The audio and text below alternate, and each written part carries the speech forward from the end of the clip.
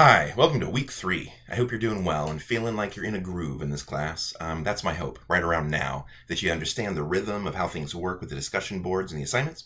So hopefully you're there. My grades are up to date, so go ahead and take a look and see where your grade's at. And if you have any questions about anything, maybe you lost some points on something, take a look at my comments and let me know if you have any questions at all, right? This is the time where I like to try and make sure we're all on the same page when it comes to, especially discussion boards, how long those comments should be. I want them to be pretty long. I want you guys to be engaging as much as possible with each other. This is the best way to get to know each other in a class like this, where we're never actually meeting face to face. So I wanted to go over this week's discussion board as well, because it's a big one. So I'm going to minimize myself here. Hello. So in this week, we're talking about developing a thesis statement and synthesis matrix. So I start this off by saying you might feel overwhelmed right now by the scope of a research essay, right? And that's natural. If you're feeling like, oh my gosh, I have to do a lot. I've bitten off way more than I can chew. You can do it. You can do it. But if that's where you're feeling like, wow, this is going to be a lot of work, that's a good sign. That means that you understand what's actually going to happen here.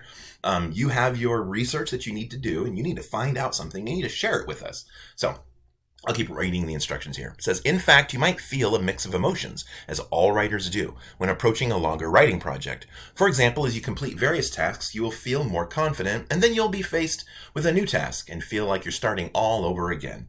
However, it is good to remind yourself that each time you complete a task, you are one step closer to completing the work and learning an important skill that you can continue to build on in your academic and professional career. So, hopefully I sold you on this idea.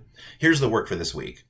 So for part 1, due Wednesday, I want you to develop a working thesis statement for the topic you chose in module 1. So you need to come up with a working thesis statement that you're going to share with us. You'll understand more about how to write a thesis statement if you do the actual reading for this week. But make sure that you have a good thesis statement. Part 2 is finding 3 more appropriate sources, more than you've already done. So 3 more than the 2 you've already found. For each source, I want you to use this template in the synthesis matrix and include APA citations for everything. That's a way to practice using those APA references like you would use at the end of your essay. So make sure you reference everything in the same way in this assignment.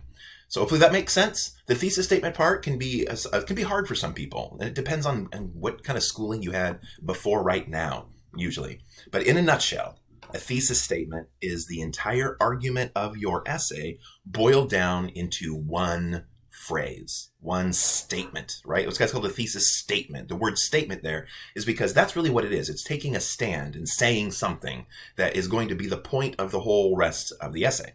Sometimes we don't really know what our thesis statements are until the end. You've written the essay, then you look back and go, okay, that was my point.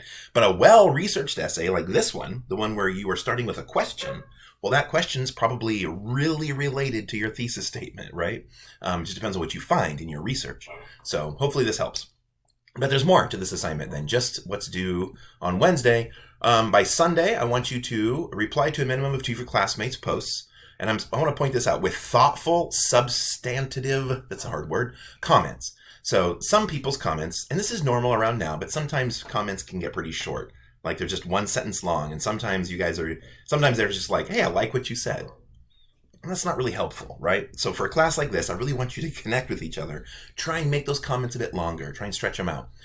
Here's some ideas. So you could talk about what you learned from the student's post.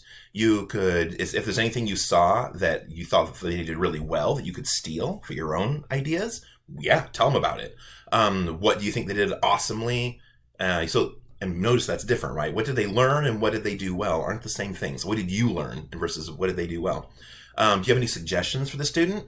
And what can I contribute to the student's post to further discussion? So for example, that last one is, imagine you're reading somebody's post and they say, they're talking about their research question, but you know something about it. If you have any thoughts like that, this is the place to share them. Definitely. If you're like, oh my God, have you thought of this? Have you read this article? Have you seen this movie? Have you heard of this something that might have something to do with what they're talking about? That's a good place to share, right? Hopefully that makes sense.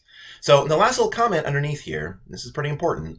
I remind you that this type of activity is worth 40% of your final grade. So don't slack on these. Make sure to comment big. I'm giving you a lot of points because I want you to do that. So starting this week, I'll be grading a little stricter on those comments. So make sure that you give substantive comments, if I'm saying that word right, to each other. And let me know if you have any questions at all. So I'm here. Go have a good week. And if anything comes up, you need help with anything, please let me know. I'll see you on the discussion boards.